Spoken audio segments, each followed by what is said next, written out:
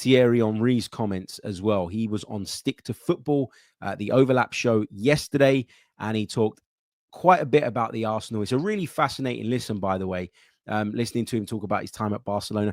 A lot of it, you would have heard it before. A lot of it, you'll be familiar with. But I always find it a fascinating listen. But there was obviously those couple of sort of nuggets about Arsenal that were clipped up and went viral on social media. And this morning when I'd woken up, so basically yesterday, I sort of planned to sit down and watch that interview in full. But I never got around to it until this morning. But I was watching it and watching it and watching it. And I was waiting for this really kind of prominent part about modern day Arsenal, so that I could understand the full context around what he was saying. And obviously it comes like an hour, 12 minutes or something like that into the show. So it takes a bit of time to get to it. I thought it was a fascinating listen. I thought some of the things he said were accurate and some of them I really agree with. Other things I wasn't so on board with, but I can understand where he's coming from. So what I'm really keen for this not to become is Arsenal fans that back Mikel Arteta versus Thierry Henry. That's not what this should be. We all want the same thing. We all want Arsenal to succeed. We all want Arsenal to do well. And given Thierry Henry's status within the Arsenal folklore and history, when he speaks, it carries weight. He's got a gravitas about him. He's got an experience about him. He's got an authority about him on this subject matter. So I'll always listen to what he says. In the past, I've accused Thierry Henry of being a little bit anti-Arsenal at times. And I felt like at that particular point, it was because he was aligned with Daniel Ek, the owner of Spotify or the founder of Spotify, whatever exactly his title is, I can't remember. But do you remember there was talk of them launching a potential takeover, and it felt like at every given opportunity, Thierry Henry was being used as a bit of a mouthpiece in order to really kind of emphasize the struggles that Arsenal were going through at that point, to highlight the ownership, to put the spotlight on them. And maybe that was all part of the plan to try and force a sale or to try and really kind of drum up some support within the fan base. I think he's eased off a bit since all of that sort of went away, but that has obviously coincided with the team getting better. So how much of it is down to that and how much of it is down to him being a little bit more satisfied with what he's seeing? It's difficult for me to kind of give you an accurate read on that. But I listened to this yesterday and I thought some of the things he said, as I've mentioned, were bang on. So let's get into some of the quotes. Because he says, when he was asked about, the building and us taking 6 years or whatever and still building, et cetera, he sort of joked, well, that's a really tall building, isn't it, if Arsenal are continuously building? He said, we should at least bring a cup, whatever it is, or go to a final. Manchester United have played in 5 finals in the last 5 years. The Manchester United that everyone laughs at. Well, first of all, how many of you would swap positions currently now with Manchester United?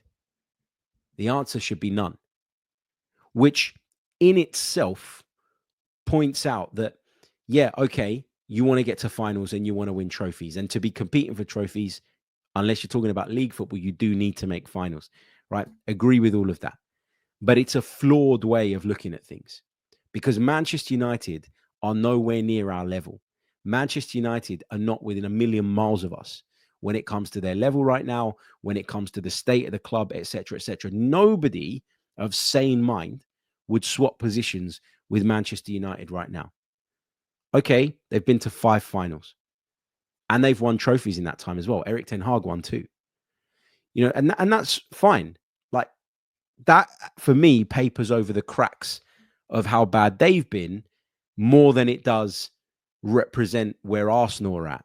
So I don't think it's a valid thing to bring into the equation when you're talking about Arsenal, because, as I say, nobody would swap positions with them. And where I get a little bit frustrated is that people seem to base their analysis purely on outcome. And outcome is ultimately what you're after. It's what you're searching for.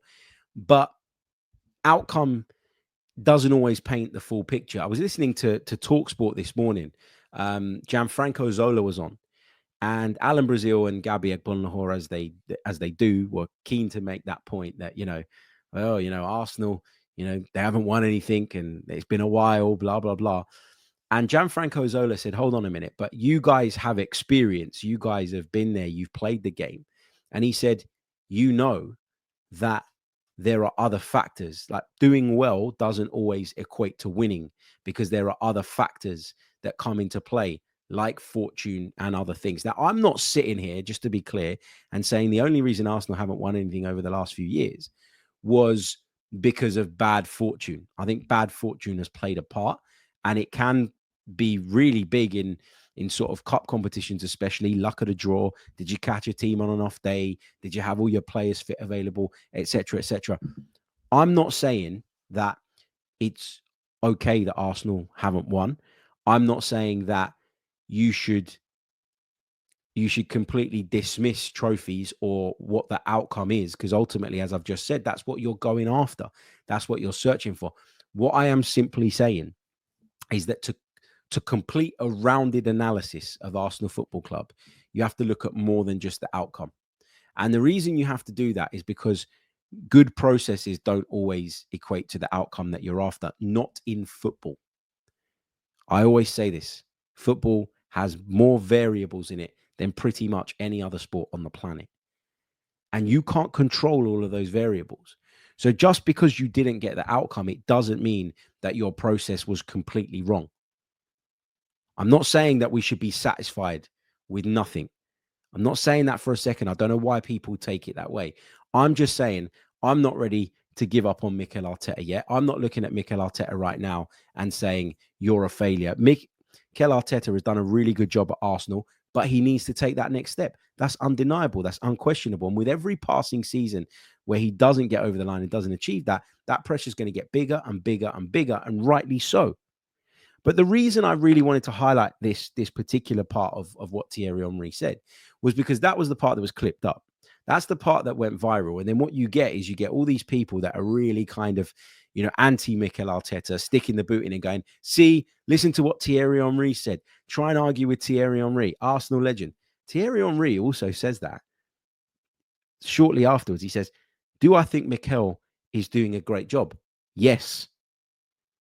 But his point was, and I quote, it's normal that people are questioning. And I agree with that. It is normal that people are questioning. It is normal that people are asking that question at this moment in time. But it doesn't have to be that binary, is my point. It doesn't have to be Mikel Arteta didn't win the Premier League this year, sack him. Equally, if he did win the Premier League, it wouldn't need to be Mikel Arteta won the Premier League, he's got a job for life.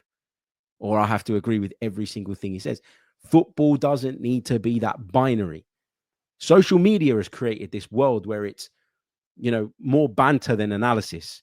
And when it's about banter rather than analysis, you're going to get flawed logic put out into the ether. You're going to get comments where people are overlooking context completely.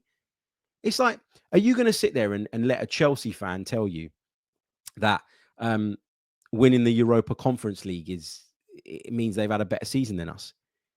Going to a Champions League semi-final is a much more difficult task than winning that competition. Olympiacos, and I love Greek football, but Olympiacos won that competition.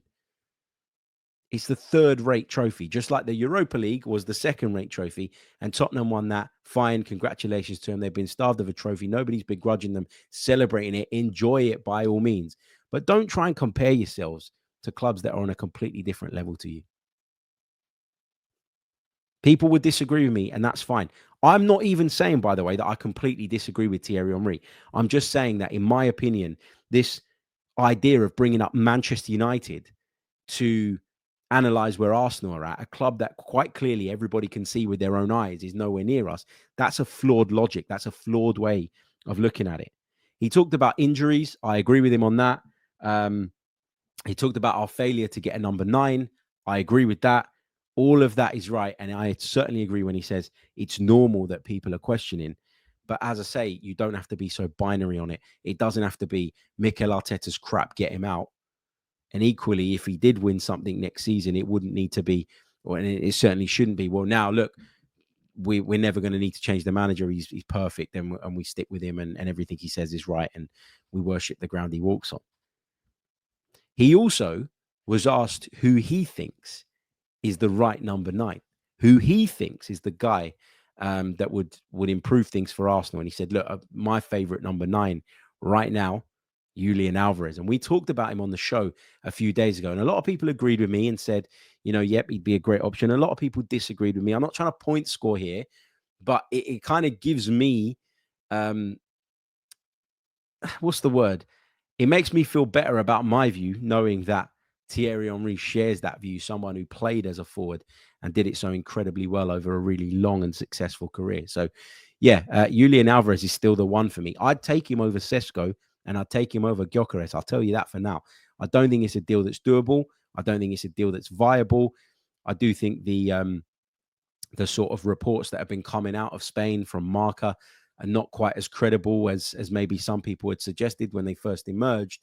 But my point is, he is everything that Arsenal need, I think, in that centre forward position. He'd complement the way we currently play while giving us a slightly different dynamic at the same time.